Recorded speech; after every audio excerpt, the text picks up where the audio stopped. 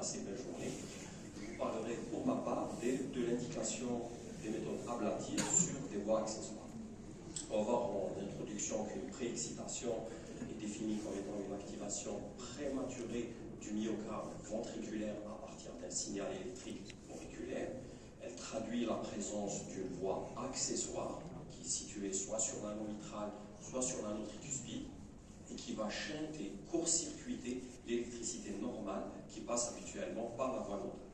Donc c'est des anomalies congénitales, donc on sait que c'est des connexions électriques anormales, on va les voir ensemble, et leur traduction clinique est variable d'un patient à un autre. Ça peut aller d'un patient complètement asymptomatique vers un patient qui peut même faire des morts subites, ce qui fait la dangerosité de ces formes cliniques. Il faut savoir que ces voies accessoires font l'objet d'une classification plutôt anatomique. On va retrouver des connexions auriculo-ventriculaires, c'est ce qu'on appelle le faisceau de Quinte, qu'on retrouve souvent dans le syndrome de Wolff-Parkinson-White. On va avoir des connexions nodo-ventriculaires et des connexions fasciculo-ventriculaires, c'est ce qu'on appelle les fibres de Main. Et on va avoir des connexions atrioïciennes, on peut citer à titre d'exemple les voies de James. Il faut savoir que la forme la plus fréquente, c'est le faisceau de Quinte, c'est la connexion auriculo-ventriculaire qui est responsable du syndrome de Wolff-Parkinson. Sa prévalence est de 0,15 à 0,30% dans la population mondiale. Elle a été décrite pour la première fois en 1930 par les scientifiques Wolff, Parkinson et Waite, avec le syndrome qui porte leur nom, qu'on verra tout à l'heure. Elle est retrouvée à tout âge, mais il faut savoir que la fréquence diminue avec l'âge. Elle est liée à une dégénérescence spontanée de ces voies accessoires qui est retrouvée aux alentours de 20% de façon annulaire. Elle est à prédominance masculine. Il faut savoir qu'elle survient souvent sur cœur sain, mais il y a des formes familiales où on élimine une transmission autosomique dominante. Donc, comme je l'ai dit, il s'agit de fibres musculaires qui vont connecter l'oreillette au ventricule, qui vont chanter la voie accessoire. C'est des fibres musculaires qui n'ont ni conduction lente, ni décrémentielle, comme on le voit dans le nœud auriculo-ventriculaire, mais qui répondent à la loi du tout ou rien, excusez-moi, soit ça conduit, soit ça bloque. Le risque de tachycardie quand on a une voie accessoire est de 15% si on est un patient asymptomatique. Elle monte jusqu'à 45-46% de récidive si le patient est déjà symptomatique, avec un taux de mort subite qui est variable d'une voie accessoire à une autre et qui varie de 1 à 10 pour 10 000 patients de façon annulaire. Et donc, vous voyez ce qui peut survenir sur une voie accessoire. Des tachycardies peuvent se transformer en fibrillation ventriculaire. Le Wolff-Parkinson-White, quant à lui, est un syndrome qui est défini obligatoirement par la présence de tachycardie paroxystique symptomatique avec un PR court et une onde delta. Certains patients vont être totalement asymptomatiques, qui représentent 80% des patients préexcités. Et quand on est asymptomatique, on n'a théoriquement pas le droit de dire syndrome de Wolff-Parkinson. Il faut être symptomatique pour utiliser ce terme. Les palpitations ont un début brutal et une fin brutale. Ils répondent souvent à la manœuvre vagale. Vous allez retrouver souvent des patients qui vont faire spontanément une manœuvre vagale pour arrêter cette tachycardie. À l'électrocardiogramme, vous allez retrouver un PR court qui traduit le shunt de la voie nodale qui théoriquement va ralentir l'électricité. Ici, on n'a plus de ralentissement.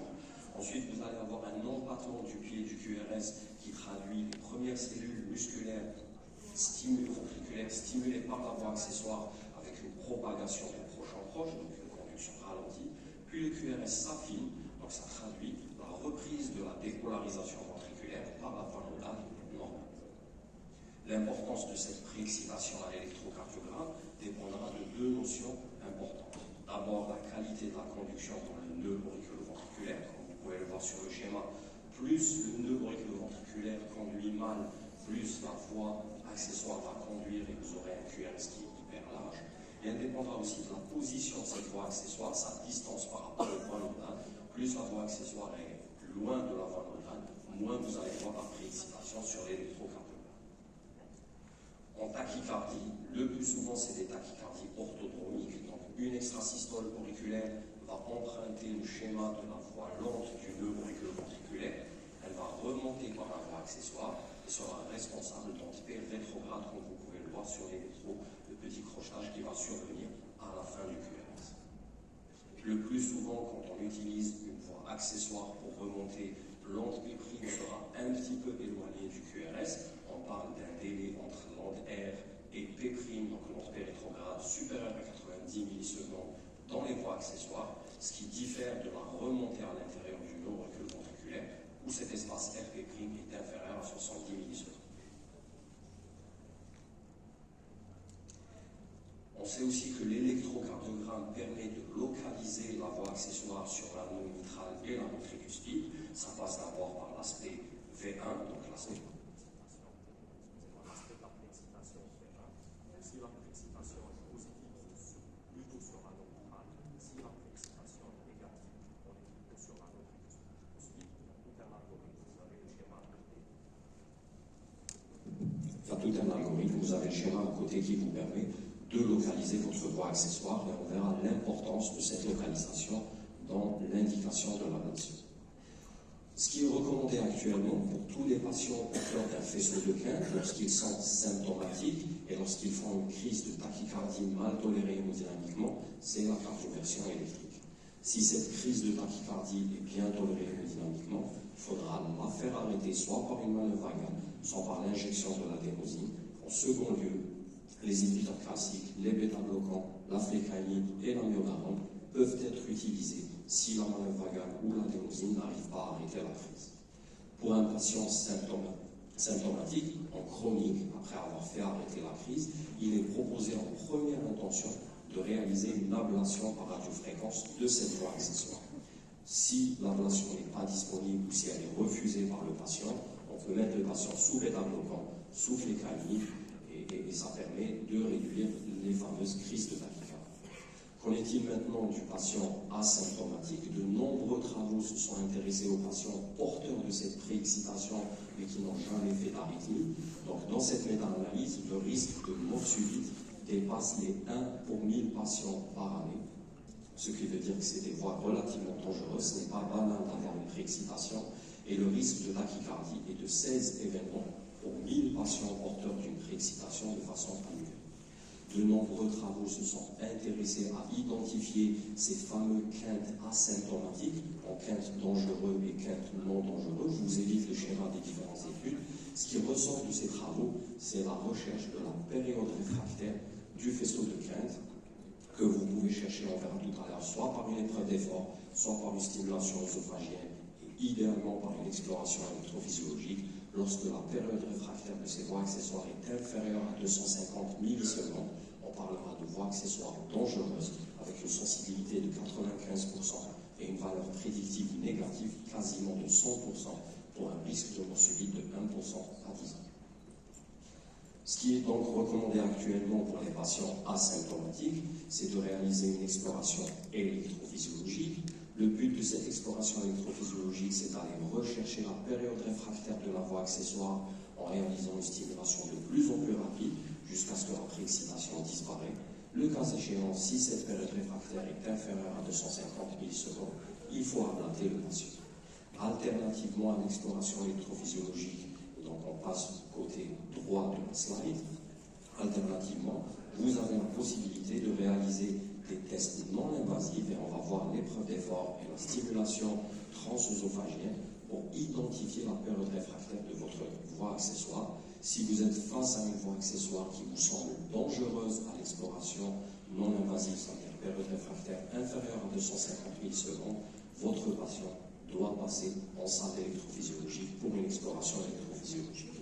Ce que vous avez recherché par votre épreuve d'effort ou par votre stimulation transœsophagienne, c'est une disparition, comme on le voit ici, brutale de la préexcitation, c'est-à-dire que vous êtes arrivé à la période réfractaire de votre patient à une fréquence cardiaque inférieure à 240 battements par minute, plus lent que 240 battements par minute, ce qui signifie une période réfractaire supérieure à 250. Si vous êtes sur ce cas, c'est un cas à bas risque de mort subite. Dans le cas contraire, il faut l'orienter vers une salle d'électrophysiologie.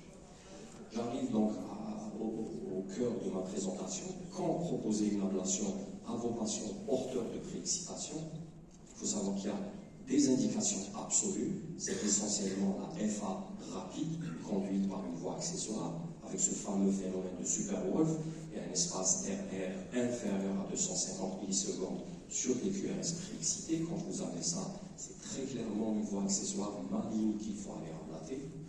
Vous avez des indications consensuelles On parlera des patients symptomatiques malgré un traitement médical bien conduit, surtout si on est sur une localisation, on a vu tout à l'heure comment on localise la voie accessoire, surtout si on est sur une localisation non dangereuse, qui n'est pas septale, proche des voies nodales. Vous avez les patients symptomatiques en première intention, on a le droit de le faire même avant de tester le traitement médical, uniquement quand on est sur des localisations non dangereuses, donc éloignées de cette zone septale. Les patients asymptomatiques avec un Wolf à risque, c'est-à-dire période réfractaire inférieure à 250 millisecondes sur une localisation non à risque. À côté de ces indications consensuelles, vous avez des indications possibles, discutables, c'est le patient asymptomatique avec un Wolf non à risque, donc une période réfractaire qui est supérieure à 250 et une localisation non dangereuse, non septale. Par contre, quand est-ce qu'il faut éviter, voire même contre-indiquer l'ablation, c'est les patients asymptomatiques, voire même symptomatiques dans un second degré, avec un Wolf Parkinsonoid non à risque, c'est-à-dire qu'il a une période réfractaire supérieure à 250 millisecondes et qui a une localisation à risque, c'est-à-dire qu'il est proche du faisceau du nœud auriculo-ventriculaire et du faisceau de His. Les résultats de l'ablation diffèrent selon la localisation, mais on vous cite globalement un taux de succès aux alentours de 90% et un taux de complications qui tourne entre 2 et 5% quand celle-ci est réalisée entre des mains bien entraînées. Je vous montrerai brièvement, avant de conclure, un cas clinique qu'on a eu il y a quelques jours. C'est une patiente de 18 ans qui s'apprête à passer son bac cette année. Elle est très symptomatique. Elle présente des palpitations quotidiennes depuis 5 ans. Ces palpitations se rapprochent de plus en plus, avec depuis 2 à 3 mois une notion de malaise et de essoufflée, caïne et bisoprolol. Malgré ce traitement, la patiente continue à faire ces crises de tachycardie. Ces crises répondent plus ou moins aux manœuvres vagales et vous avez l'électrocardiogramme de repos qui vous montre clairement une préexcitation. Son cardiologue de ville a tenté de réaliser une épreuve d'effort. Malheureusement, la patiente a arrêté son épreuve d'effort pour fatigue à 210 battements par minute sur un électro qui est resté toujours préexcité, c'est-à-dire qu'on n'est pas arrivé à la période réfractaire de cette voie accessoire. Si on doit la localiser ensemble, vous avez fait un taux négatif plutôt, excusez-moi, on est sur un tricuspide. Les dérivations inférieures sont positives, on est plutôt en antérieur sur la tricuspide ou en odoïcien. V3 est plutôt négatif, donc on est sur la partie antérieure de la tricuspide. Donc, pour rappel, si on doit calculer l'intervalle RR lors de cette épreuve d'effort, il était de 285 millisecondes. Donc, à 285, la voie accessoire continuait à conduire. Donc, c'est une épreuve d'effort, malheureusement, qui est non concluante pour classer la dangerosité de ce 15 en matière de période réfractaire. Donc la patiente est symptomatique, c'est une localisation non dangereuse, donc on a décidé d'aller en salle de cathétérisme. On a testé la période réfractaire en réalisant une stimulation de plus en plus rapide, donc avec EBAC. On a eu une période réfractaire de la voie accessoire à 255 millisecondes. On se retrouve au final chez une patiente symptomatique malgré un traitement médical bien conduit. Une localisation non à risque, on est sur la partie antérieure de la tricuspide, et donc on décide de réaliser une ablation par radiofréquence. On a mis 3 sondes, une sonde dans le sinus coronaire, une sonde sur le faisceau de His, et une sonde qu'on a déployée progressivement vers la partie antérieure de la tricuspide, et vous voyez ici en jaune un signal atrial qui est quasiment collé au signal ventriculaire, c'est-à-dire qu'on est réellement sur la voie accessoire. On décide de délivrer la radiofréquence. On était au départ sur un DAV de 75 millisecondes. Après 2 secondes de tir, vous voyez ici le début du tir, et puis après 2 secondes, affinement du QRS avec un délai AV qui passe à 146. On a tiré 60 secondes et on se retrouve avec un PR qui est à 0,15 secondes chez cette patiente. Je conclurai en vous disant, excusez-moi, que les indications de l'ablation sur voie accessoire sont soit absolues, quand vous avez une FA rapide conduite par la voie accessoire. Elle peut être consensuelle chez les patients symptomatiques malgré un traitement médical bien conduit, surtout si vous avez une localisation non à risque. Chez les patients symptomatiques en première intention, strictement dans une localisation dangereuse. Chez les patients asymptomatiques avec un Wolf à risque qui a une période réfractaire inférieure à 250 dans les localisations non à risque, il y a des indications possibles et discutables. C'est essentiellement les patients asymptomatiques avec un Wolf non à risque et une localisation non dangereuse, et des indications à éviter chez les patients asymptomatiques, voire symptomatiques, avec un Wolf non à risque et une localisation dangereuse proche des voies de conduction normales. Et je vous remercie.